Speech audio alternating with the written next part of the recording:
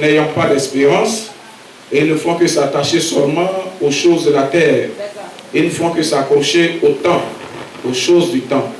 Mais les semences prédestinées, les fils prédestinés, les filles de Dieu prédestinées, et ils sont une créature, ils viennent de l'éternité, et ils ne peuvent pas s'attacher aux choses du temps. Mais eux, ils sont sortis de l'éternité pour traverser le temps, pour retourner dans l'éternité. Donc eux, ils ont la direction fixée vers les choses éternelles. Et c'est tout ce qui est éternel qui réjouit le cœur, qui réjouit les âmes. Si quelqu'un ne se sent pas bien dans les choses éternelles, c'est que pour commencer, il n'est pas une créature éternelle. Il ne tire pas son origine de l'éternité. Que le nom du Seigneur soit béni. Alors, nous sommes à Beaunois par la grâce de Dieu. Et le pasteur a bien voulu nous inviter ici, comme il l'a fait pour la convention. Et nous sommes entièrement reconnaissants. Et que Dieu bénisse son serviteur et qu'il puisse davantage oindre son ministère. Amen. Et tous les ministres aussi de l'évangile qui sont ici, que Dieu vous bénisse entièrement. Amen. Et nous sommes habitués à prêcher dans les rues. Et je crois que cette nouvelle année 2020, que Dieu fasse en sorte que l'église du message ne soit pas confinée seulement entre les quatre murs, mais qu'il puisse obéir à la grande commission que le Seigneur Jésus-Christ avait donnée aux disciples. Avant de donner cette commission, il a montré aux disciples qu'il est le Dieu tout-puissant. Et de tout pouvoir m'a été donné sur la terre comme au ciel. Je vous envoie. Et nous avons marché longtemps avec le message, et seulement dans les quatre murs. L'heure est venue où partout la parole de Dieu doit être prêchée. Dans les coins, les recoins, les villages et l'amour, nous devons dresser nos appareils dehors pour faire entendre l'évangile. Nous ne devons plus avoir honte de cet évangile, mais nous devons proclamer cet évangile haut et fort. Nous avons laissé les dénominationnels gagner du terrain. Mais la Bible dit que quand un fils de Dieu sort, alors le fils du diable se retire. La Bible dit que celui qui a Dieu a de l'assurance comme un jeune lion. Il ne craint absolument rien. Donc frère, nous devons prendre cet évangile-là et le prêcher dans tous les recoins, sans exception, sans hésitation, parce que le Dieu Tout-Puissant nous accompagne. Et c'est ce que nous croyons. Et nous croyons que si Dieu nous donne la force encore, même si nous sommes malades, avec le corps malade, nous sortirons dehors pour prêcher l'évangile. Et j'encourage les frères et les sœurs, les jeunes gens, et les sœurs aussi doivent prêcher l'évangile, comme Pierre le dit, par leur manière de vivre. Est-ce que vous comprenez bien? Et les jeunes gens doivent prêcher l'évangile partout dans les rues. Ne soyez pas complexés. Au travail, au bureau, la Bible dit en toute occasion favorable ou pas, l'évangile doit être prêché. Parce que maintenant nous devons faire reculer la dénominationnelle. Parce que nous devons leur montrer qu'il y a le véritable qui est là. Il y a la vie éternelle qui est là. Parce que la vie éternelle, c'est le véritable. La vie éternelle, c'est la parole pure sans mélange. Que le nom du Seigneur soit béni. Et cette précieuse parole qui nous a été envoyée par notre précieux frère Branham. Et c'est ce que nous devons. Frère Branham dit, oh, je me fais vieux déjà. Mais je crois qu'il y a ici des jeunes gens qui prendront encore cet évangile pour aller loin avec. Et dit, j'aimerais que ma petite fille arrière, comment on appelle ça, mes enfants à venir, mes petits-enfants, puissent encore être dans cette sorte de message, dans cette sorte de doctrine. Maintenant, si nous croisons les bras, alors les gens meurent dehors. Donc, je crois que quand il y a la vie dans quelqu'un, alors cette vie doit se multiplier. La vie se multiplie, frère. De la même manière que la vie naturelle se multiplie, si quelqu'un n'a pas la sémence de vie en lui, naturellement, il ne peut pas faire d'enfant. Et si quelqu'un a la vie éternelle en lui, alors cette vie doit se multiplier. Mais comment se multiplie-t-elle? Par la prédication de l'évangile. Et ça, c'est mon vœu. Pour cette année 2020, les messages doivent aller partout. L'évangile doit aller partout. Et nous devons laisser tomber les barrières. Parce que longtemps, nous avons marché avec beaucoup de barrières. Je suis le super pasteur, le super doué en dehors de moi, il n'a plus de vie éternelle. Nous devons laisser tomber les barrières. Frère Branham me dit, si quelqu'un trace un cercle pour t'encercler et pour te mettre en dehors, il trace un cercle pour te mettre en dehors, il faut tracer un cercle plus grand que lui pour l'inclure à l'intérieur. Donc longtemps nous sommes battus entre nous frères du message, entre assemblées du message, on a fait des petites palabres, des palabres, etc. Maintenant nous devons laisser tomber les barrières. Ensemble d'un commun accord, nous devons présenter au monde l'évangile de notre précieux Seigneur Jésus-Christ. Et ça, c'est mon vœu pour cette année 2020. Et vraiment, je crois que nous sommes des aigles, nous sommes des fils de Dieu. Je crois que cela sera ici.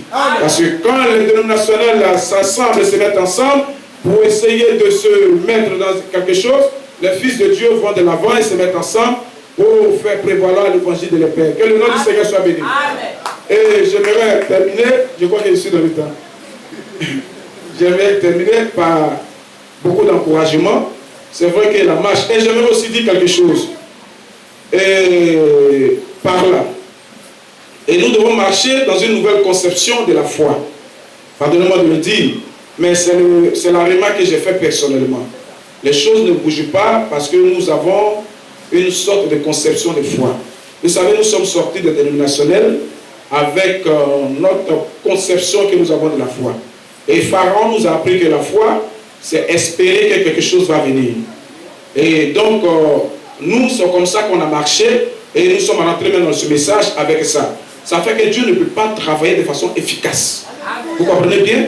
De la même manière, un médecin, s'il doit enlever un kyste quelque part, il doit prendre ses ustensiles, faire l'opération et puis enlever le kyste. Ça, c'est comme ça que le médecin travaille. Maintenant, Dieu aussi a sa manière d'agir dans l'église. Mais Dieu agit par la foi.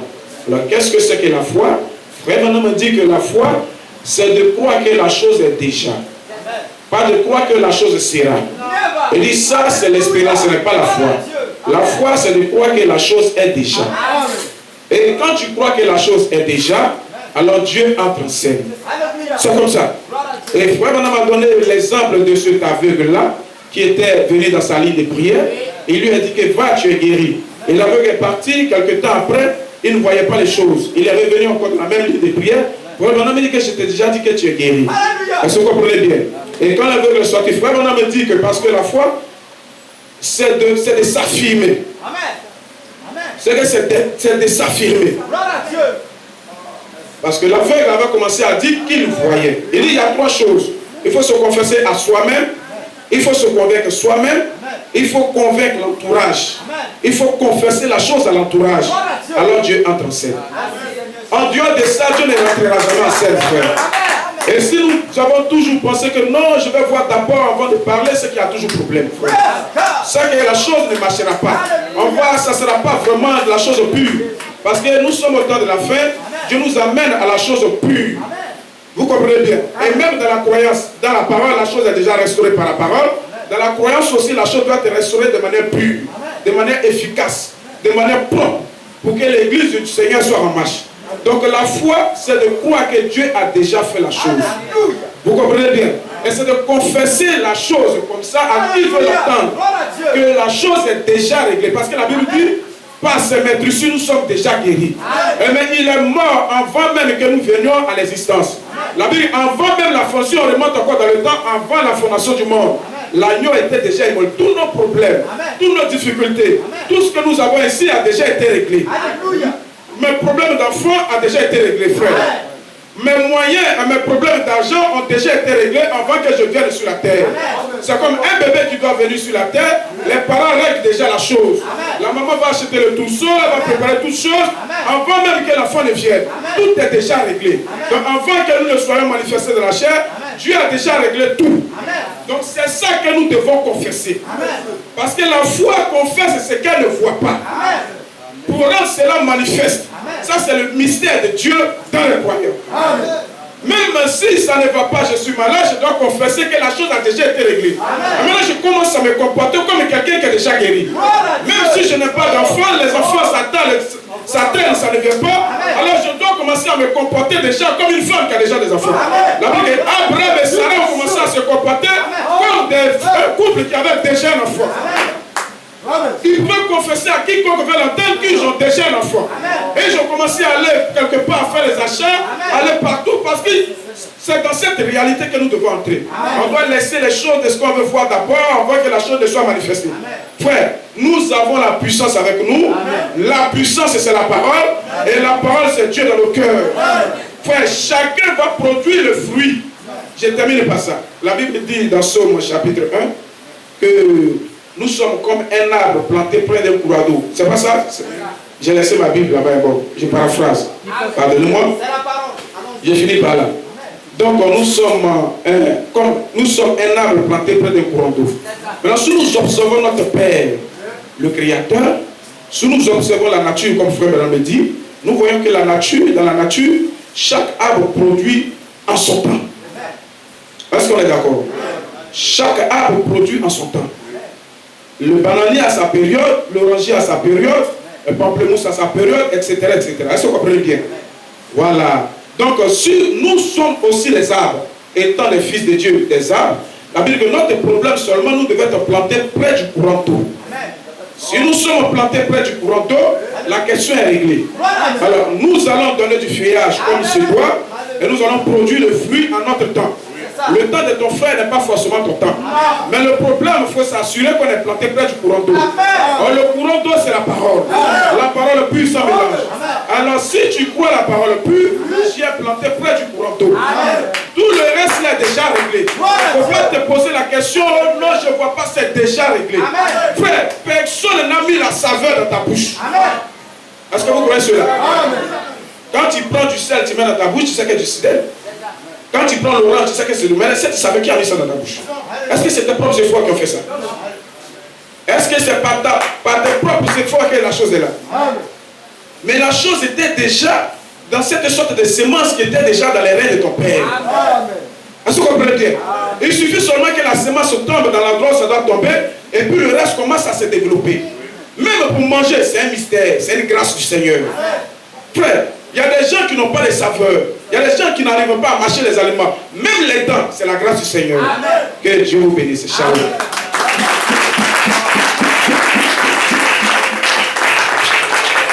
Amen, que Dieu bénisse le prédicateur, c'est le prédicateur de la rue. Voilà, lui près de la rue surtout. Voilà, comme il rassemble les gens, il faudrait qu'il le mette quelque part pour les entretenir. C'est pourquoi il a ce type de pasteur. Sinon, c'est l'homme de la rue, c'est l'évangéliste. S'il ne veut pas ça, moi je dis, il est l'évangéliste. Voilà, c'est ça, que Dieu le bénisse. Maintenant, nous allons apporter la prédication de notre culte spécial. On va appeler le révérend Didyme, comme nous l'avons affectueusement appelé toujours.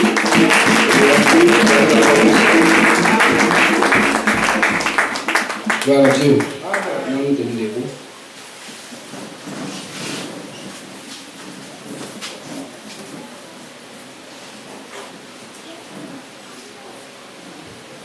On va dans l'esprit de prière chanter ce cantique ensemble. Si riche, si profond, insondable, alléluia, c'est l'amour divin, l'amour rédempteur, oui pour moi,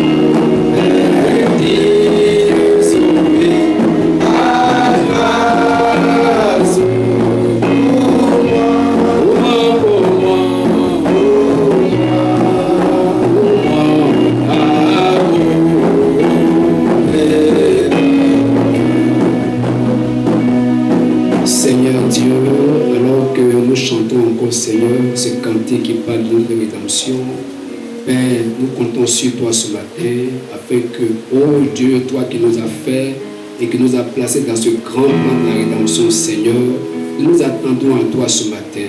Viens parler à nos cœurs, Seigneur. Viens, oh Dieu, réjouir nos âmes ce matin.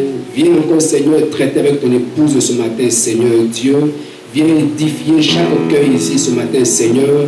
Et que là où il y avait, Seigneur, un souci quelconque, que celui qui est entré ici avec cela parte, oh Dieu, étant totalement transformé par ta grâce, que l'ange de l'Éternel, Seigneur, qui a été promis encore, Éternel Dieu, dans ce message, Seigneur, prenne le contrôle de chaque cœur ce matin, depuis la chair, Seigneur, jusqu'au dernier bon, Éternel Dieu. Mets-moi de côté ce matin, Seigneur, car je suis indigne de me tenir ici. C'est pourquoi pardonne mes fautes et iniquités, Seigneur, Dieu, devant toi. Prends-moi ce matin et prends encore, Seigneur, le contrôle de toutes choses ce matin. Parle à ton peuple, Seigneur, pour ta gloire. Nous nous attendons à toi, nous comptons sur toi, Seigneur. Apporte ta vie et oh Dieu, le sénateur dans nos cœurs ce matin, dans le nom du Seigneur Jésus-Christ. Amen. Que le Seigneur nous bénisse. Restons dans cette position. Nous allons prendre nos Bibles. Frère Michel va m'aider. 1 Corinthiens chapitre 15. 1 Corinthiens chapitre 15. À partir du verset 21 à 23. Et le verset 45 à 49.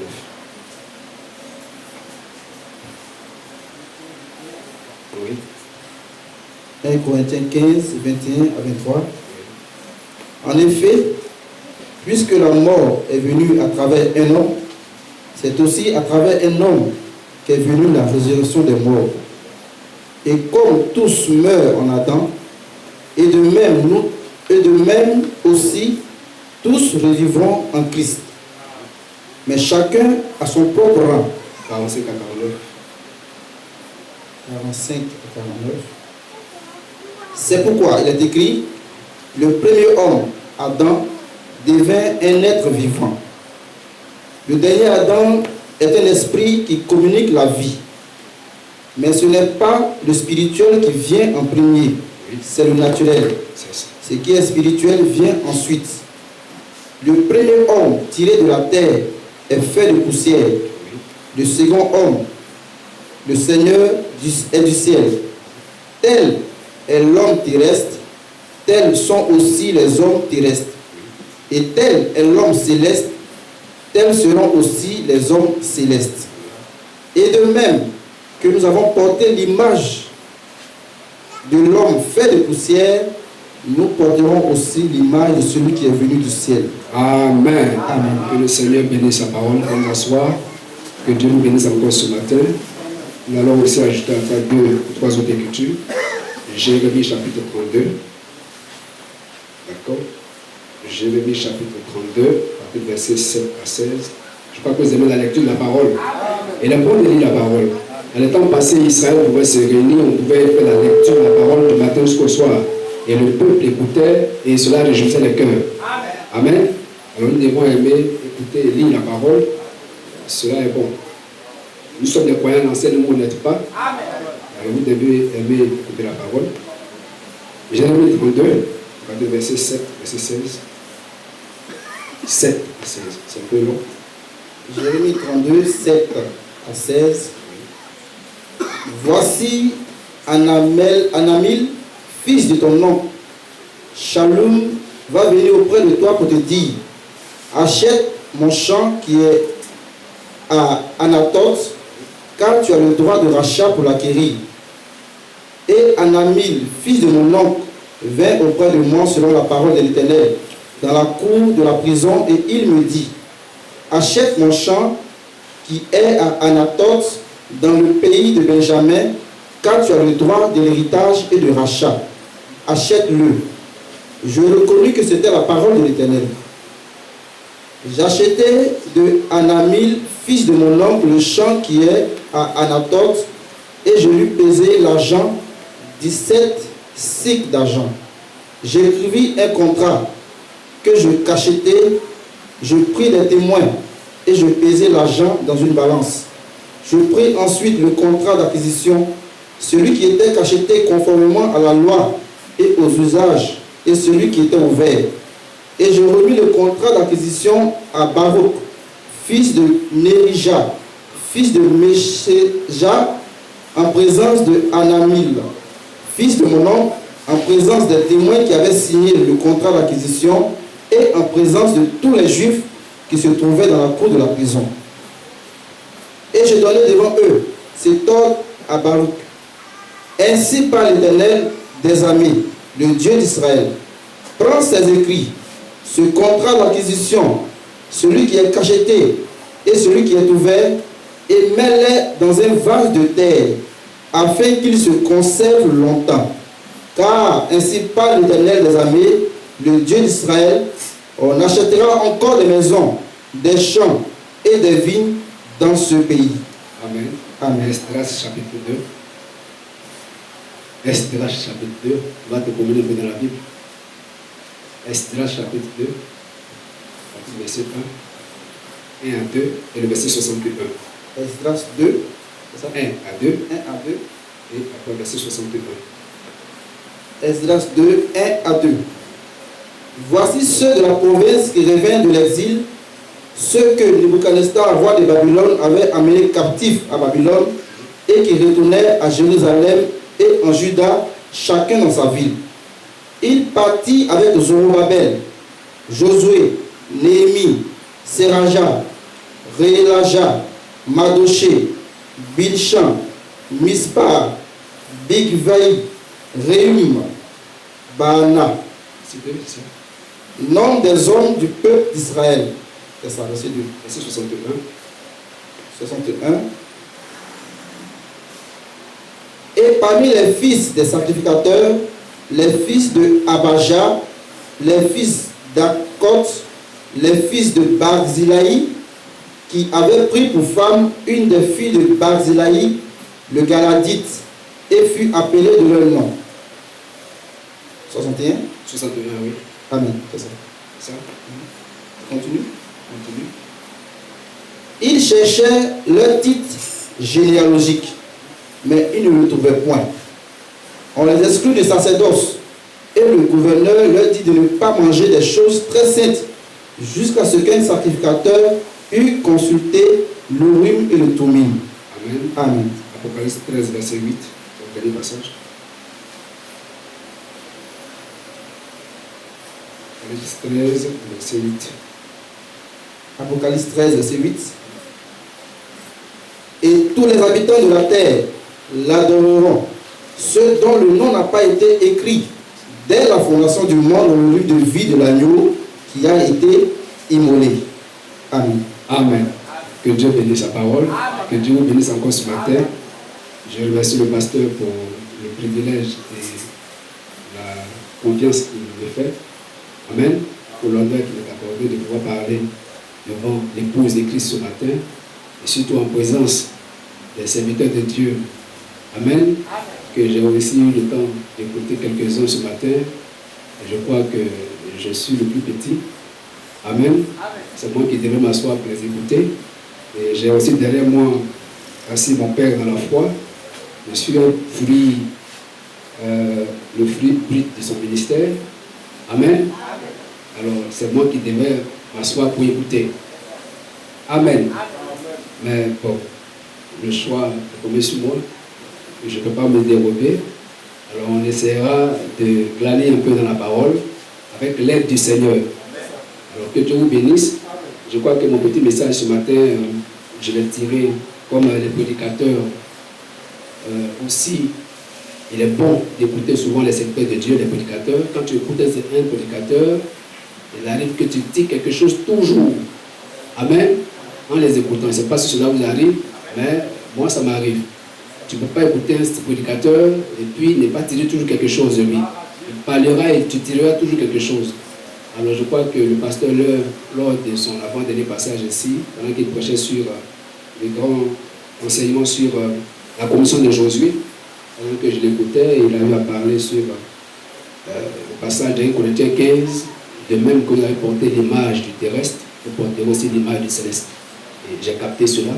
Amen. Et j'ai essayé de glaner là-dedans avec l'Église. Alors c'est dans cette même pensée qu'on va aussi évoluer ce matin.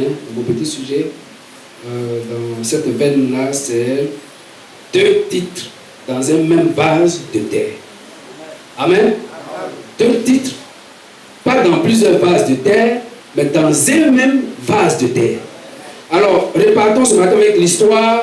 La Bible dit que tout a été écrit, l'écriture, ce qui a été écrit, c'est pour nous servir d'instruction. Amen. Alors nous partons dans l'histoire au temps de Jérémie. Jérémie le prophète. Dans Jérémie 32 qu'on a lu tout à l'heure. Jérémie était en captivité. Pendant ce temps, Israël qui avait péché contre Dieu, n'avait pas écouté les conseils de Dieu. Et Israël a été amené en déportation. Et pendant qu'il était en déportation, là, dans la cour de la prison, alors le proche parent, l'un des parents, ou le plus proche parent de la parenté de Jérémie, Anania a approché Jérémie et lui a demandé, comme Jérémie avait le droit de rachat, sur une terre qui n'était pas là où il se trouvait, la terre était hors de là où ils étaient en captivité. Et le parent rédempteur ou le proche parent qui avait le droit de rachat sur cette portion de terre se trouvait en captivité avec eux. Pas qu'il était libre, non. Il était en captivité avec eux. Et il est venu vers lui, c'est ce qu'on appelle des rachats. Il dit, Jérémie, tu as le droit de rachat sur la terre qui se trouve là-bas. Amen. En Israël. Je voudrais, comme tu as le droit de rachat, je voudrais que tu puisses racheter cette terre. Et Jérémie a compris tout de suite que c'était une affaire de Dieu. Que cette affaire venait de l'Éternel. Et Jérémie a accepté de payer cette terre. Mais en ce temps-là, il y avait une loi. Et la loi là disait comme ça que quand tu achètes la terre, cela devait être devant plusieurs témoins. Et il devait avoir 2 titres. Amen. Qui devaient être écrits. Il y a un titre écrit qui est ouvert et l'autre titre fermé. Amen. Et vous prenez les 2 titres et vous les mettez dans un vase de terre. Et les témoins voyaient cela. Amen. Alors quand nous prenons cette histoire, c'est identique à l'histoire de la rédemption entre Christ et son épouse. Amen. Alors Christ, notre parent rédempteur. Suivez bien. Comme Jérémie, type de Christ, Christ, notre parent rédempteur, est descendu ici-bas et a été fait captif. Amen. Fait captif comme Jérémie était captif. Christ a été fait captif. Et pourquoi il a été fait captif? Pour nous racheter. C'est pendant sa captivité, comme Jérémie pendant la captivité, on lui a demandé de racheter la terre qui n'était même pas encore là. Avant que toi tu sois ici sous cette forme, pendant que tu étais loin. Amen. Toi qui étais dans la pensée éternelle. Toi qui es ici ce matin en 2020. Amen. Tu as été avant d'être ici dans la pensée éternelle de Dieu. Et en ce temps-là, amen, pendant que tu n'es pas encore manifesté sur cette forme-ci, Dieu lui-même, notre parent rédempteur, le plus proche parent de l'homme, après que l'homme ait péché, son plus proche parent c'était Dieu. Dieu s'est fait chair et est descendu ici-bas. Amen. Pour nous racheter. Et Jérémie a fait parfaitement cette chose. Lui, qui avait le droit de rachat, mais était captif. Et Jésus est devenu captif pour nous. Et il a été conduit à la croix et crucifié pour nous. Or, sa crucifixion, c'était notre rachat. Sa crucifixion, c'était notre rachat. Amen. Vous suivez? Suivez avec moi. On est un peu loin. Amen. Soyez pleinement là. Alors mon petit sujet, c'est les 2 titres. 2 titres dans un même vase. Pas dans des vases séparés, non. Mais 2 titres écrits. Cela, c'est comme, laissez-moi pour vous faire comprendre mieux. Ici, chez nous, ici en Côte d'Ivoire, quand tu achètes une portion de terre. Amen. Alors, la portion de terre que tu achètes, on te donne, avant on te donnait une lettre d'attribution. Amen. Et l'État te donne une lettre d'attribution. Aujourd'hui, c'est devenu l'ACD qui prouve que tu es le propriétaire de cette terre que tu l'as rachetée. Mais quand c'est que l'État te donne, c'est une copie. Amen. Tu l'as ici dehors. N'importe qui peut aussi falsifier cela.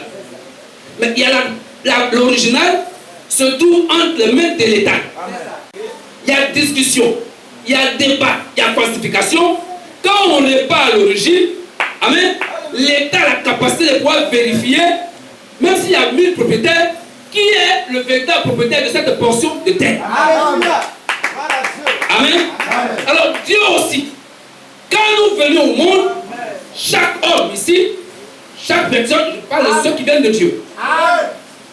Ceux qui viennent de Dieu, qui ont pris l'essence depuis l'éternité, amen, ont en eux 2 titres. Un titre ouvert et un titre fermé. Vous êtes avec moi? Oh, je me sens bien. Un titre ouvert et un titre fermé. Le titre ouvert peut être celui de tous. Il peut être même falsifié.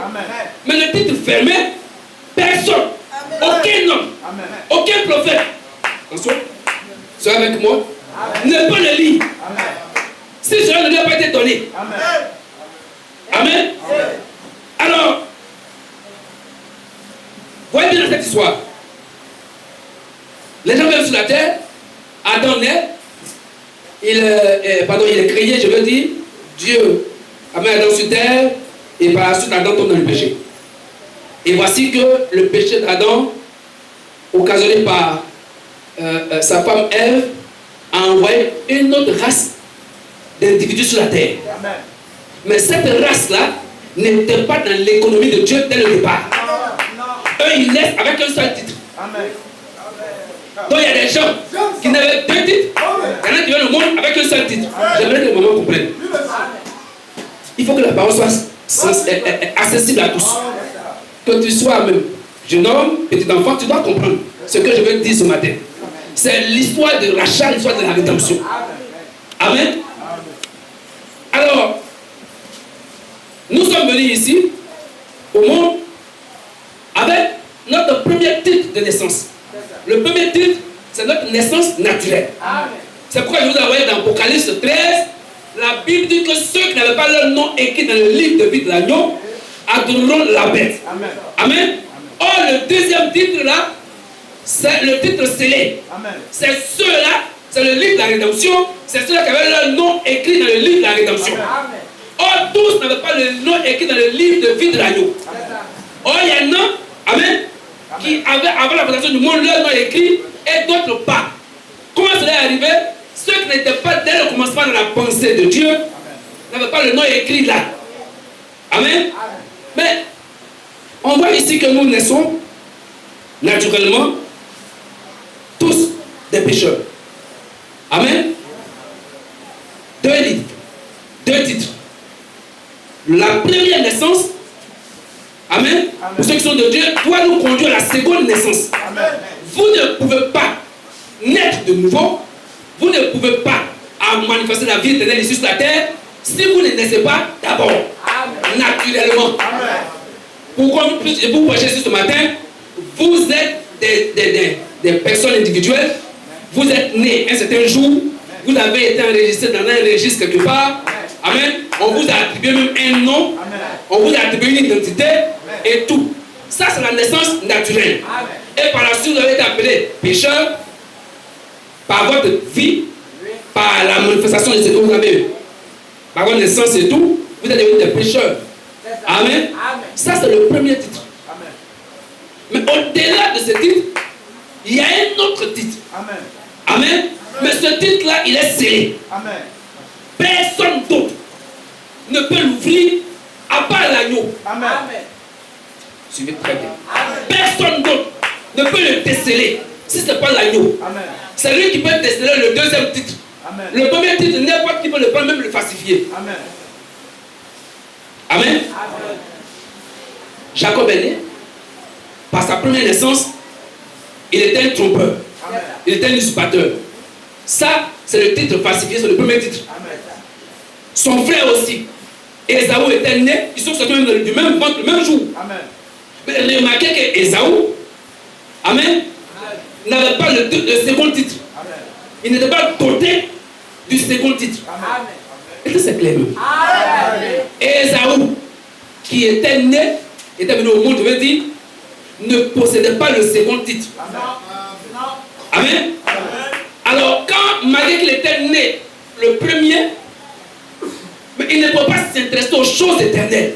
Parce que pour commencer, il ne venait pas de l'éternité, il ne possédait pas le second titre. Or, pour t'intéresser aux choses éternelles, il faut que tu possèdes le second titre. Or, ces deux titres-là, c'est Dieu qui les place dans l'homme. Personne n'a fait quelque chose pour avoir les deux titres en lui. Non. Amen. Comme on dit, quand nous naissons ici, dans votre âme, il y a soit l'incrédulité ou la foi. Amen. Personne n'a manœuvré pour être incrédule. Personne n'a manœuvré aussi pour avoir la foi. Non. La Bible dit, demain que vous allez retenir l'image du terrestre, qui est le premier titre, le titre par lequel nous sommes connus ici-bas. Il dit, vous porterez aussi, amen, vous avez été connus d'avance, l'image du céleste.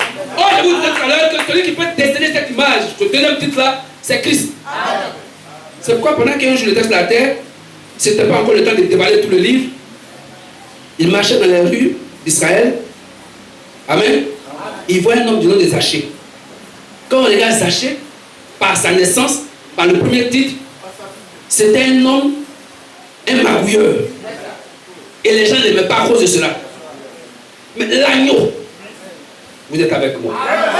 l'agneau qui lui a la capacité de déceler le second titre a regardé au-delà du voile, au-delà du temps, au-delà du rideau de l'homme. Il a regardé et dit non, celui-ci là, c'est un fils d'Abraham. Il va me dire, sachez, descends de là. Aujourd'hui même, je dois rentrer dans ta maison. Amen. Qui était-il? Il avait en lui le second titre. Rahab, non pas Rahab, celle-là, dont j'ai l'habitude de citer son nom, cette prostituée. Marie de Magdala. Elle était née ici et les gens la rejetaient parce qu'elle était prostituée. Amen. On dit pas de mauvaise vie. Alors, les gens pouvaient la haïr, la mépriser, mais au-delà de cette naissance naturelle, au-delà de ce titre naturel qu'elle possédait, c'était même une falsification. Parce que quand on va plus loin, elle n'avait jamais un péché. Dieu ne la considérait même pas comme une pécheresse. C'était une sémence originale de Dieu. Mais que le diable a trompé, et lui a collé une mauvaise image. C'est pourquoi laisse-moi te dire ce matin, pour commencer, tu n'es même pas un pécheur. Le véritable pécheur, amen, c'est la sémence du serpent. Le véritable pécheur, c'est le diable et sa descendance. C'est pourquoi l'enfer a été fait pour eux. Ne me comprenez pas mal. Amen. Alors, Jésus regarde cette femme, condamnée par les hommes, mais pendant que l'agneau était là, il y a eu une attraction entre elles. La seconde profondeur, le second titre, en présence, amen, de l'agneau, il a commencé à avoir attraction. Elle s'est sentie attirée vers cette femme-là, vers cet homme. Et elle a commencé à mener ce jour-là elle a une habitude, quelque chose d'inhabituel, elle fait quelque chose d'inhabituel. Courir à la maison, chercher un parfum et tout, pour venir là, vers un homme. C'est pas que Jésus était un homme extraordinaire, non. C'était un homme, pas un costaud, ni grand. Quand vous regardez le décrit, c'était un petit homme, ordinaire. Et il n'avait rien pour atteindre nos regards. C'était pas un homme beau. Mais qu'est-ce qui a fait que cet homme ordinaire, qui n'avait qu'une seule tunique, et qui marchait dans les pieds sales, qu'est-ce qui a fait que cette femme a pu l'identifier? C'est le second titre. Elle était venue au monde avec le second titre. Elle n'avait pas un seul titre, elle avait le second titre. Alors le second titre devait entrer en action quand l'agneau est manifesté. Quand l'agneau est révélé, amen. Alors tous ceux qui le donnent dans les livres sont aussi révélés. Allez un peu en Israël, avec la marche d'Israël. Remarquez une chose, Moïse est allé, sous la commission de Dieu, aller faire sortir Israël, le peuple de Dieu, de l'Égypte. C'était le peuple de Dieu. Et la commission était claire. Aller les prendre pour les conduire au Canaan. Mais la Bible dit au cours de la marche, pendant qu'ils sortaient, je vais dire, on dit qu'il y avait des ramassis. Donc une autre race, une autre espèce, qui n'était même pas concédée par la paix, qui sont effectivement entrés. Il faut vraiment dire, quand la parole s'accomplit, amen, dans quelle attraction de la montagne dit, cela suscite une attraction. Quand Dieu a accompli sa parole, cela suscite une attraction. Alors une autre espèce d'homme qui est venue au monde avec un seul titre, se sont aussi mis dans la vache. Amen. Alors dans le désert, ce qu'ils sont a commencé à se manifester. C'est eux qui étaient les rebelles, c'est eux qui étaient les incrédules, c'est eux qui ont mis tout le désordre au cours de la marche. Et ils ne sont pas entrés à la terre promise parce qu'ils n'avaient pas le second titre. Tous ceux qui avaient le second titre sont entrés à la terre promise. Aucun d'entre eux n'a péri. Ils ont tous possédé l'héritage. Leur nom même était lié à cette terre. Ils avaient leur place là-bas. Ils étaient prédestinés à cela. Et il ne faut les empêcher, ils sont allés, ils ont possédé. Mais tous les incrédules, ceux qui sont nés avec un seul titre, sont morts dans le désert. Et la Bible, selon le messager, ceux-là qui sont morts sont séparés éternellement d'avec Dieu. Pour commencer, ils étaient venus au monde avec un seul titre. Alors nous ici, frères, avec le titre naturel, venu de notre naissance charnelle, amen, nous avons fait des religions sur la terre. Avec la parole de Dieu, Jésus est venu, il a vu la religion des pharisiens, la religion des sadducéens, ils se divisaient, ils ne s'aimaient pas et tout le reste. Ça, c'est le titre naturel.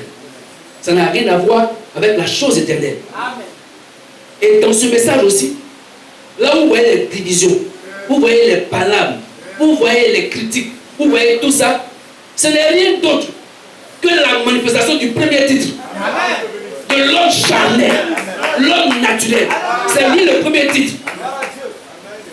Et la Bible dit, de même que vous avez porté l'image du terrestre. Or le terrestre c'est Adam. Et Adam est devenu pécheur. Et lui, toute sa race, toute sa lignée, en plus de lui, elle-même aussi, l'autre semence qui est sorti après, tout sera pécheur. Amen. Mais ce qu'on a oublié, c'est que dans une même base de terre, deux titres. Amen.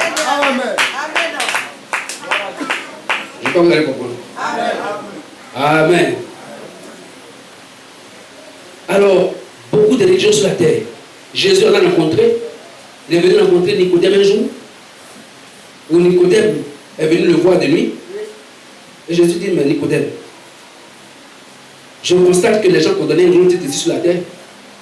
Mais je vais te dire, tout ce titre qu'on t'a donné, là, bishop, très révérend, archbishop, et tout le reste, c'est un mensonge.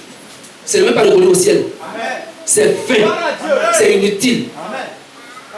Ce temps est passé. Nous sommes au temps de la manifestation du second titre. C'est ça la nouvelle naissance. Ouais, le français, la Bible qu'on a, c'est traduit en français. Le français est pauvre. Regardez.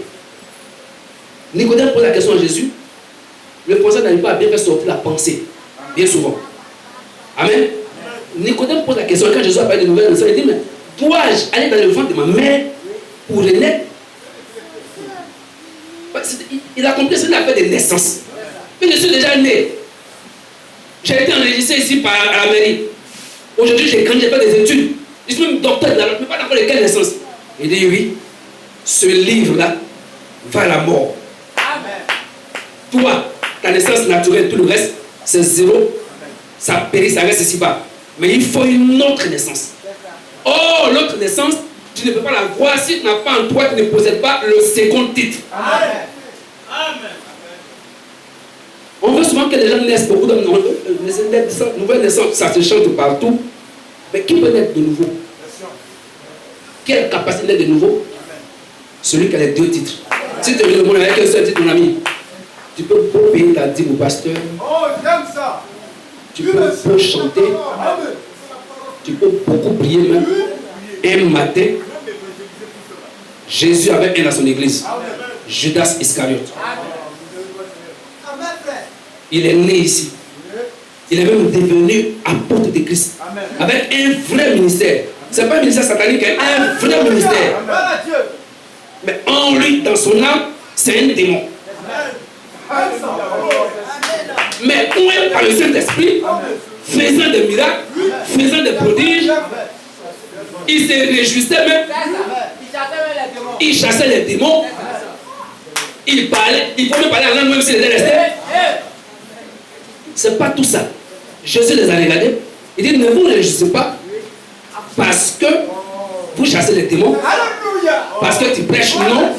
Tu peux être un prédicateur et puis aller au enfer calmement. Merci beaucoup, ça mon Dieu. C'est pas ça la chose. Mais réjouissez-vous parce que vos noms sont écrits. Amen. Dans le livre de vie de l'agneau, le second titre. Si tu ne poses pas le second titre, c'est zéro. Amen.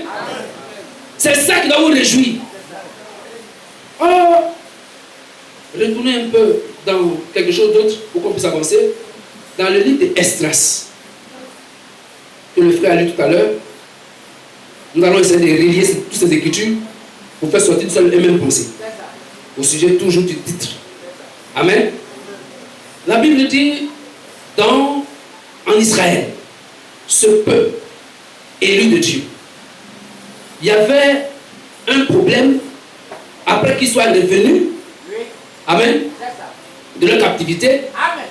Il y avait dans la tribu de Lévi, qui était la tribu qui exerçait le sacerdoce. On dit qu'il y avait des prêtres ou des fils de prêtres qui n'avaient pas leur nom dans le registre généalogique.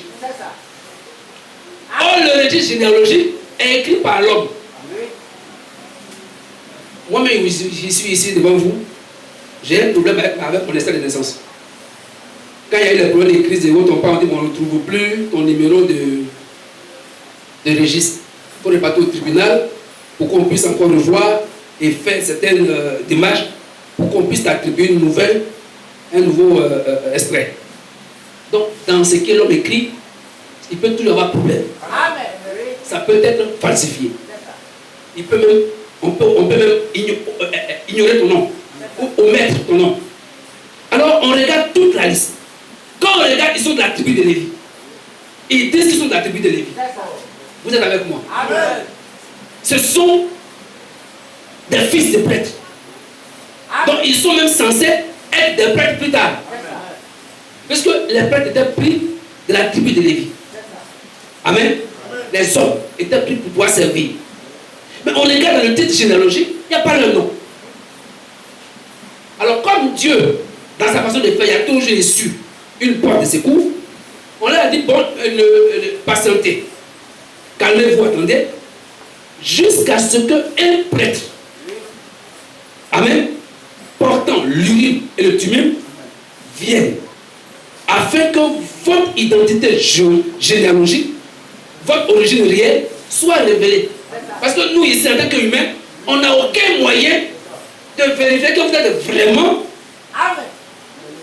des Lévites. Quand on regarde dans le titre, vous n'avez pas votre nom dedans. Donc, attendez. Amen. Jusqu'à ce que le prêtre à lui-même vienne. Or, frère Branham nous a dit que les Lévites, aujourd'hui, c'est l'épouse. Amen.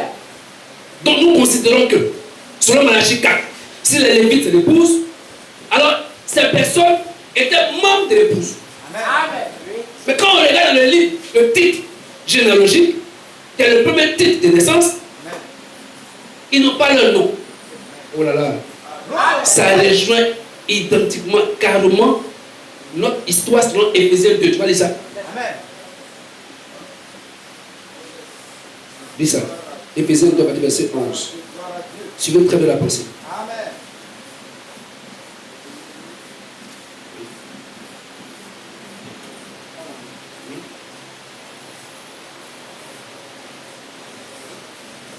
Éphésiens 2, verset 11. C'est pourquoi, vous, autrefois païens dans la chair, appelés Autrefois païens dans la chair. C'est ça. Oui. Donc, par votre titre, votre premier titre de naissance, on vous appelle des païens. C'est ça. On dit il est né chez les Jébésiens, il est né chez les Girgassiens, il est né chez les Cananéens. C'est un païen. Il n'a pas droit aux choses saintes. Il ne peut même pas avoir accès même au sacerdoce. Non, c'est un païen. Donc, par ta naissance seulement. Oh, personne n'a demandé à naître chez les païens. Amen. Mais parce que tu es né là, tu es exclu. On dit que tu es un païen. Alors, Paul revient. Amen. Parce que vous allez voir par la suite que Paul qui parle là, il est lui-même un prêtre à lui-même du milieu. On verra dessus. Alors, Paul rappelle aux hommes qui étaient appelés païens, vous étiez païens dans la chair. Vas-y. appelés incirconcis par ceux qu'on appelle circoncis. Appelés incirconcis par ceux qu'on appelle circoncis. Amen. Et qui le sont en la chair par la main de l'homme. Voilà, par la main de l'homme. Comme l'homme peut écrire dans un registre. Eux, ils étaient circoncis par la main de l'homme. C'était une circoncision charnelle. Amen. Alléluia. Amen. Aujourd'hui, même les Haoussa font ça. Amen. Ça n'a rien à voir avec le spirituel. Amen. Et ils se glorifiaient à cause de ça, ils rejetaient les autres. Hey. Amen. Par le titre charnel, par le premier titre, nous nous haïssons. Amen. Nous faisons des batailles inutiles. Amen. Nous créons des doctrines. Nous faisons des conflits. Et même dans ce message, Amen. beaucoup de conflits. Non, eux ils sont des branamistes, nous ne sommes pas branamistes, on ne communique pas avec eux. Amen. Eux ils sont gracistes, nous ne sommes pas gracistes, on ne communique pas avec eux. Amen. Eux ils sont des tonnéristes, on n'est pas tonnéristes, on ne communique pas ensemble. Amen. Ça c'est le titre charnel. Ça n'amène nulle part. Amen. Ça c'est charnel. Mais allons plus loin. Vas-y. Souvenez-vous Oui. que vous étiez en ce temps-là sans Christ, Sans Christ. privés du droit de cité en Donc, Israël. Christ, dans les âges là-bas, on dit ceux-là qui étaient privés, qui n'avaient pas le nom de livre de généalogie, ne pouvaient pas manger aux choses saintes. Or, la chose sainte pour nous, c'est Christ. Amen. Christ, c'est la parole. Il n'y a rien de plus saint que la parole. Amen. Eux, ils étaient privés Amen. de toucher aux choses saintes. Nous aussi, autrefois, on n'avait pas droit à Christ. On était coupés de cela, même si c'était sous l'ombre. Parce que nous étions des païens. Oui, Privés du droit de cité en Israël, oui, étrangers aux alliances de la promesse, c'est ça. sans espérance Sans et espérance. sans Dieu dans le monde. Sans Dieu dans le monde. C'est ce que nous étions. Amen. Continue. Mais maintenant, Mais maintenant, en Jésus-Christ, en Jésus-Christ, vous qui étiez jadis éloignés, vous qui étiez jadis rejetés, éloignés, vous avez été rapprochés par le sang vous de avez Christ. été rachetés par un sang plus parfait. Alléluia. Amen. Car il est notre Père, Oui. lui qui des deux n'en a fait qu'un et qui a renversé le mur de séparation, C'est ça. l'inimitié. Amen. Amen. Arrête-toi là un instant. Amen. À cause de notre second titre, quand Dieu regarde, les hommes nous appelaient païens. Mais Dieu savait que nous étions des ayants droit. Amen.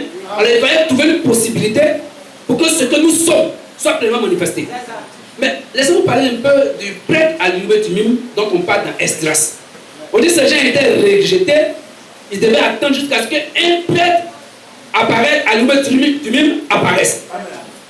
Et l'Urim, c'était le pectoral que portait Aaron. Et sur ce pectoral, il y avait 12 pierres. Et ces 12 pierres-là, c'était les pierres de naissance, amen, de chaque fils de Jacob, qui ont constitué les 12 tribus d'Israël. Et vous verrez que chacun à sa naissance déjà, par son nom, cela montrait ce qu'il allait être plus tard et son héritage dans le futur. Tout était là déjà, pas juste par leur nom et par leur pied de naissance.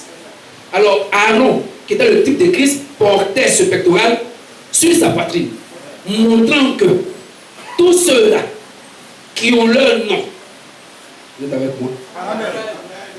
L'épouse de Christ est portée sur la poitrine de Christ. Or là où il y a la poitrine, c'est dans la poitrine que se trouve le cœur. Les hommes disent souvent, elle m'a brisé le cœur. Pourquoi? Parce que l'amour se trouve là. Christ nous a porté dans son cœur. Amen. Nous étions, c'est pas pourquoi madame dit, depuis l'éternité, avant que nous venions ici. Amen. Il dit, Christ, Dieu, a glissé à notre doigt l'anneau de mariage immérité. Avant que tu viennes au monde. Donc entre nous et Dieu, il y avait un mariage. Il y avait une affaire d'amour. Pendant qu'on nous rejetait ici, mais nous n'étions pas rejetés dans la pensée de Dieu. Mais on devait attendre jusqu'à ce qu'un prêtre à l'Urim apparaisse. Alors, l'Urim, au temps de Aaron, c'est Aaron qui portait l'Urim, comme il était souvent sacrificateur.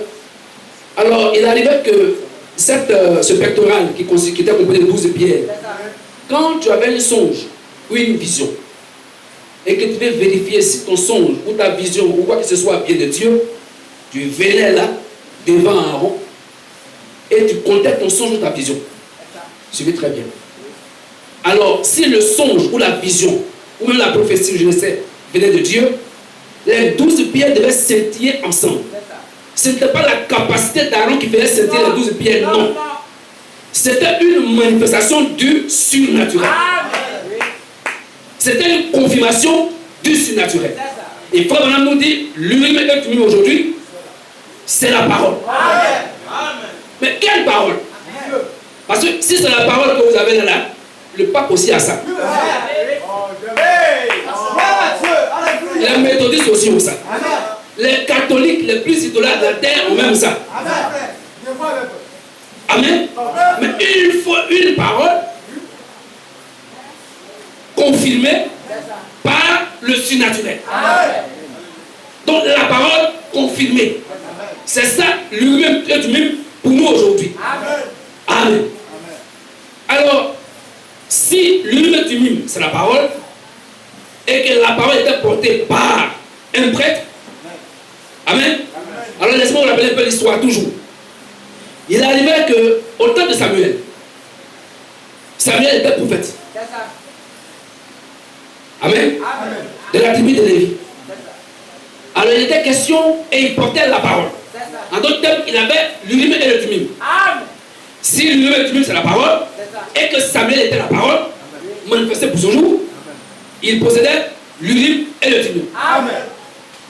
Alors il fallait faire un choix. Quand Saül a péché, a désobéi à Dieu, et que Samuel se lamentait sur le sol de Saül, vous lisez dans Samuel 16, à partir du verset 1 à 23, Dieu lui dit, mais Samuel, jusqu'à quand tu vas continuer à pleurer sur Samuel? Je l'ai rejeté. Maintenant, remplis ta corne d'huile. Va dans la maison d'Isaïe. Va oindre celui que j'ai choisi comme roi. S'il va avec moi. Va oindre celui que moi j'ai choisi comme roi. Les hommes avaient choisi Saül. Saül a failli. Et le choix de l'homme faillit toujours. Mais le choix de Dieu tient. Alors Samuel, craignant pour sa vie, dit, mais Dieu, c'est vrai que tu m'as parlé, je te crois, j'espère que Dieu dans ta parole, mais Saül là, s'il apprend que soit un autre roi en dehors de lui, il va me tuer. Dieu dit, on va faire un business. Amen. Prends une génisse et dis que tu es venu offrir un sacrifice. Amen. Puisque tu as habilité à offrir un sacrifice. Il n'y a pas de problème. Tu as habilité à le faire. Donc va. Samuel, le prophète, et Dieu, le maître d'œuvre, conclut le business. Et Samuel prend la génisse.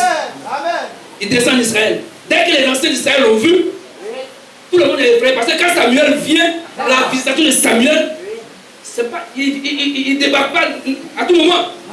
N'importe comment. N'importe comment, non. Quand il débarque, c'est qu'il y a quelque chose. Donc quand il arrive, les anciens viennent de partout, ils sont effrayés. On dit, il y a quoi? On espère que tu as une bonne nouvelle. Il dit, oui, oui. Je suis venu offrir un sacrifice. Faites-moi venir Isaïe. Isaïe est convié au sacrifice. On dit à Isaïe, bon, Dieu m'a envoyé pour un de tes fils. Comme roi. Isaïe a commencé à danser. Gloire à Dieu. Dieu s'est souvenu de ma famille. Amen. Moi, mais vraiment, je n'ai pas mérité. Voilà que Dieu vient juste, le grand prophète Samuel vient jusqu'à chez moi et demande même un maison. Le plus costaud, le plus beau. Il a envoyé. Il dit non, celui-là, c'est moi quand je vois même, on n'a pas besoin même de choses, aller trop loin. Il fait déjà roi même. Il fait déjà roi. Il ressemble à un roi. Quand tu vois sa carrure, quand tu vois sa démarche, quand tu vois son langage filtré, il fait déjà roi. Ce que l'homme regarde, c'est pas comme ça que Dieu voit. L'homme regarde à l'apparence. L'homme regarde à la chair. L'homme regarde à ce qui frappe à l'œil. Oh, Dieu regarde au-delà de la chair. Au cœur, au second titre. Il vient, il le fait passer. Dieu dans sa main, je l'ai rejeté, c'est pas lui. Ils ont envoyé encore un autre. Lui comme ça même là, il est très rapide. En matière de course, non, il ne faut même pas l'égaler. Donc dans les combats, non, vous ne pouvez pas. Quand il est venu, on l'a regardé, il a pensé, il faut même décrire même peut-être son talent. Celui-là, il a poursuivi une gazelle à main nue. Et sous mes yeux, il l'a attrapé. Donc lui, là, si les rois seulement, Israël a gagné. Samuel dit, Dieu n'a pas non plus choisi. Jusqu'au 7e fils. Suivez très bien. 7 fils sont venus. Et ces 7 fils ont été rejetés. Laissez-moi un peu. Toujours dans le contexte de ce que je veux apporter. Je sais qu'on a toujours vu le chiffre 7 comme un chiffre parfait. Ça parle de la perfection. Mais laissez-moi sortir le chiffre 7 placer le chiffre 7 dans un autre contexte ce matin. Amen. Nous avons 7 âges de l'église. Tout ça, c'est dans le temps. Et la Bible dit Jésus n'est pas ressuscité au 7e âge. Non. Mais au-delà du 7. Au 8e jour. Pas au 7e jour, mais au 8e jour. Ce qui correspond à l'éternité. Et David est venu vers Samuel comme étant le 8e fils. Il parle le chiffre 8. Donc l'homme même qui est en lui, le second livre, le second titre, il était fléqué quand tu le regardes,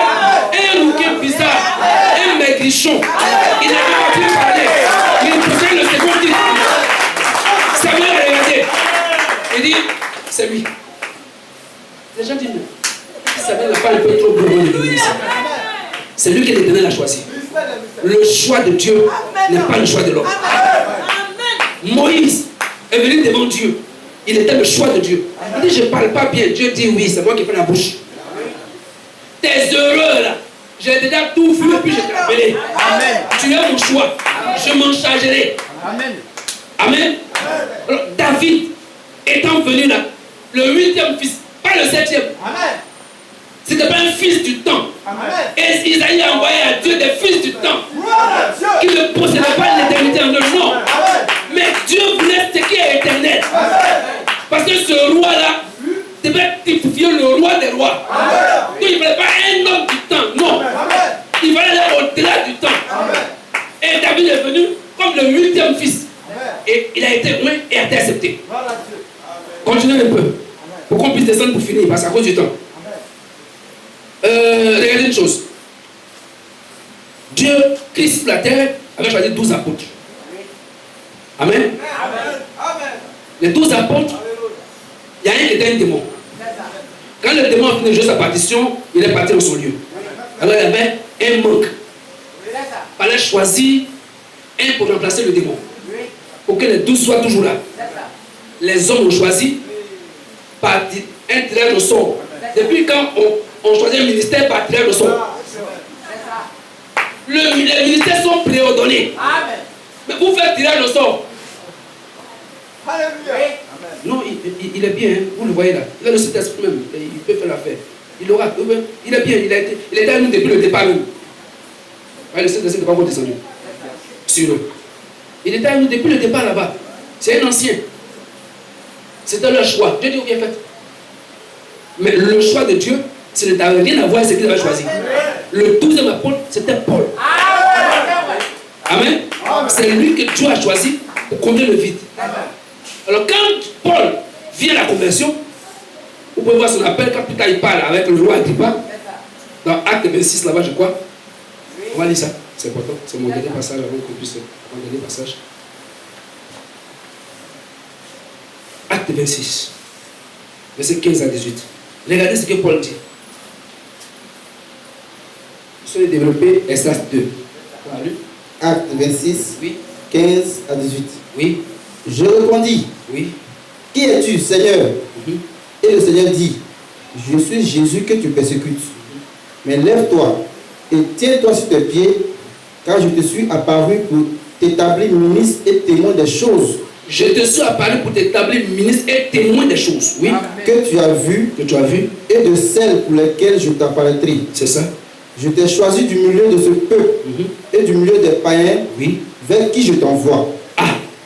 Donc, quand le temps, Esdras a dit, il a dit là-bas aux gens, attendez.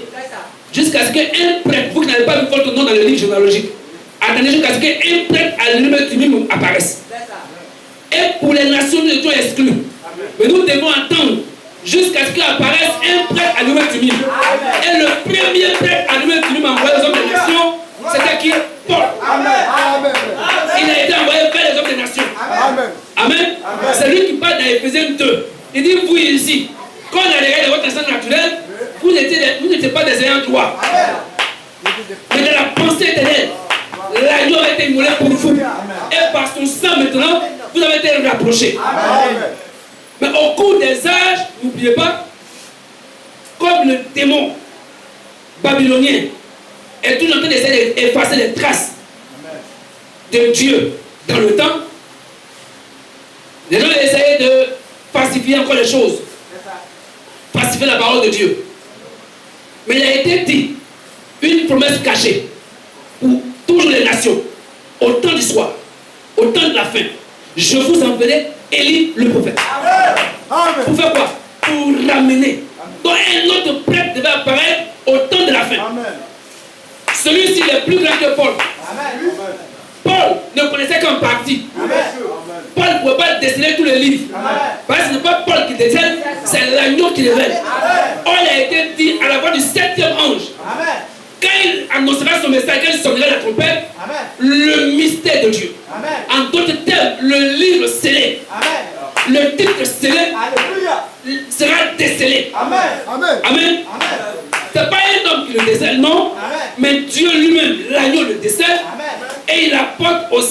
messager afin qu'il puisse le rendre public. Amen.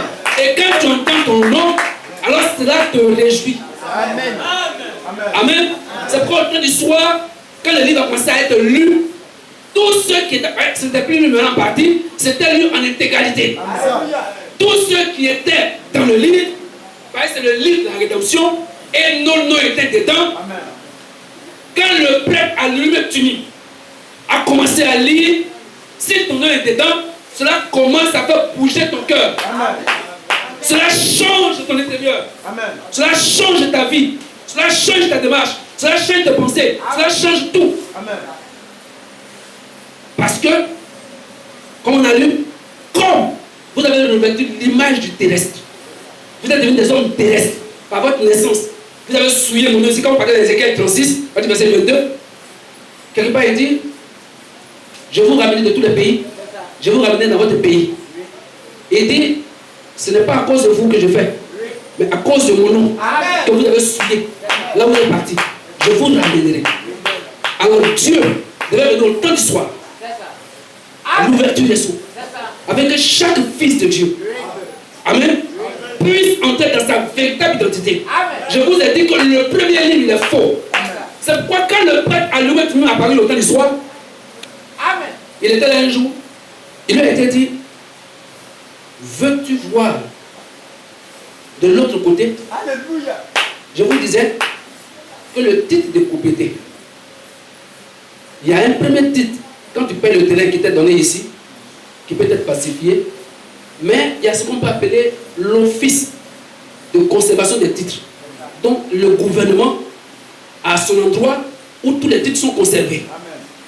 Quand le titre est falsifié ici, amen, il y a un problème dessus, il y a litige, alors il faut retourner là à l'origine.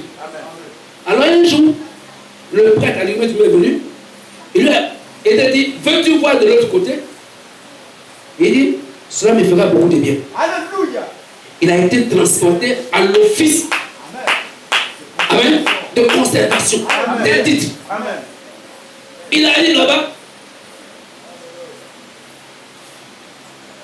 il a supplié. Amen. Il dit, mais le pasteur m'a dit ici, mais là-bas, on dit les pécheurs, mais pourquoi ici, il est sans défaut? Ce que tu as vu là-bas, là, c'est le mensonge. Nous sommes en route pour rétablir la réalité. Mais la soeur est ici, mais là-bas, là, elle est comme ça. Il dit, non, non, non, ça c'est le mensonge, c'est le faux titre. Le vrai titre, c'est ici, regarde ici. Il dit, je vous ai tous vus là-bas, à l'office de conservation des titres. C'est pourquoi tu dois croire que ce message est venu pour te révéler ta seconde identité. Allez, il y a une dernière chose pour finir. Prends avec moi acte 7. On va déjà le pasteur dans son enseignement. On va arrêter là. Acte 7. À partir du verset 44. 47. Lis ça dans la version King James ici. Je vais te donner ça. Ça m'a donné pas ça, nous ne faites pas. Amen. Amen. Acte 7. Verset 44. Pardon. Pardonnez-moi, je suis à la fin. Voilà. C'est 44, 45. Ça, c'est la version King James. Vas-y. Nos pères avaient le tabernacle du témoignage dans le désert, Une chose. comme avait ordonné celui qui avait dit à Moïse de le faire selon le modèle qu'il avait vu. Nos pères avaient le tabernacle du témoignage dans le désert. Oui, continue. Je continue 45. Oui. Que nos pères qui vinrent ensuite l'emportèrent sous la conduite de Jésus vers la possession des gentils que Dieu chassa de devant nos pères. Ici, c'est écrit Jésus. Sinon, c'est Josué. Josué, Jésus, c'est la même chose. Dieu sauveur. Jusqu'au jour de David, Jusqu'au jour de David. qui trouva grâce devant Dieu et qui désira de trouver un tabernacle pour le Dieu de Jacob. Oui, amen, arrête-toi là. Regardez une chose.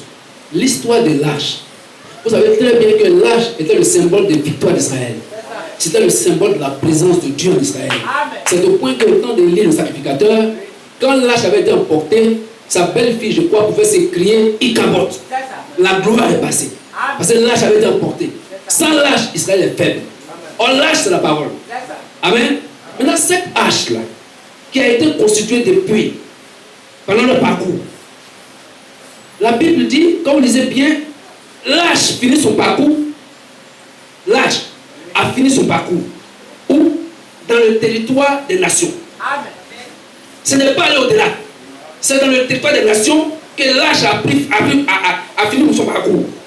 Or, la Bible dit dans Actes, là, Paul, un souverain sacrificateur, lui écrit, il dit, nos pères, amen, Amen. ont transporté cette hache-là juste dans le territoire où habitaient les nations. C'est ça. Et quand l'âge a été introduit là-bas, les nations étaient chassées et Israël a possédé le pays. Maintenant, essayons de faire une petite mathématique ce matin. Remplaçons X par sa valeur. Yes, sir. Parce que ça, pour nous, c'est un type. Amen. Amen. Nos pères, ce sont les apôtres. Amen. L'âge, c'est la parole point de ce jour. Amen. La Bible dit, ils ont été conduits sous la conduite de Josué. Amen. Josué, c'est le Saint-Esprit. Amen. Amen. Et nos pères, les apôtres. Amen. Vous êtes avec moi? Amen. Alors, aujourd'hui, au temps du soir, l'homme qui nous a été apporté, Malachie 4, il dit, j'ai prêché comme Paul. Amen. J'ai prêché comme le premier apôtre. Où? Sur la terre des nations. Donc l'âge aujourd'hui a été apporté ou est introduit de nouveau après que Babylone ait fait tout le dégât. Dieu est venu restaurer la chose. L'âge a été introduit aujourd'hui comme au temps de Josué. Amen. Dans la terre des nations. Amen. L'âge n'a pas fini ce séjour en dehors des terres des nations. Or, toi ici ce matin, tu es une terre des nations. L'épouse des nations. C'est en elle que lâche la parole, finit sa course. Amen. Vous me dites, mais ça ira chez Israël. Mais n'oubliez pas, la Bible dit que Jean, quand il a mangé le livre, c'était tout dans sa bouche et amer dans ses entrailles. On a pu dire que la parole est sortie de Jean. Or, on a dit Jean, c'est l'épouse. Jean, c'est toi, c'est moi. Donc la parole au temps de la fin, toi, si le titre et la réalité doivent se reconnaître obligatoirement, alors l'âge qui est la parole ne doit pas finir sa course en dehors des terres des nations. Donc l'âge aujourd'hui est introduit par Malachie 4 de nouveau sur la terre des nations. C'est pourquoi nous devons nous réjouir, parce que la présence de l'âge, ça a chassé les hommes des nations. La présence de l'âge qui est la parole aujourd'hui, ça chasse les mauvaises vies, ça transforme les cœurs, ça chasse les démons, ça chasse la maladie, ça chasse tout le reste. Donc, Dieu bénisse.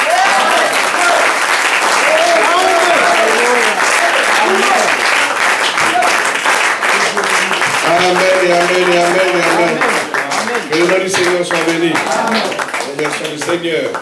Nous allons nous lever et prier le Seigneur après avoir écouté la prédication de la parole, afin que ceci soit en nous et que la compréhension vienne du Saint-Esprit et que Dieu continue à nous le faire voir, le comprendre davantage, parce que nous sommes au temps où la parole tout entière doit être une entière révélation pour chacun de nous, pour pouvoir parvenir à être cette épouse parole promise, que chacun prie le Seigneur pour cette parole-là, dans sa vie.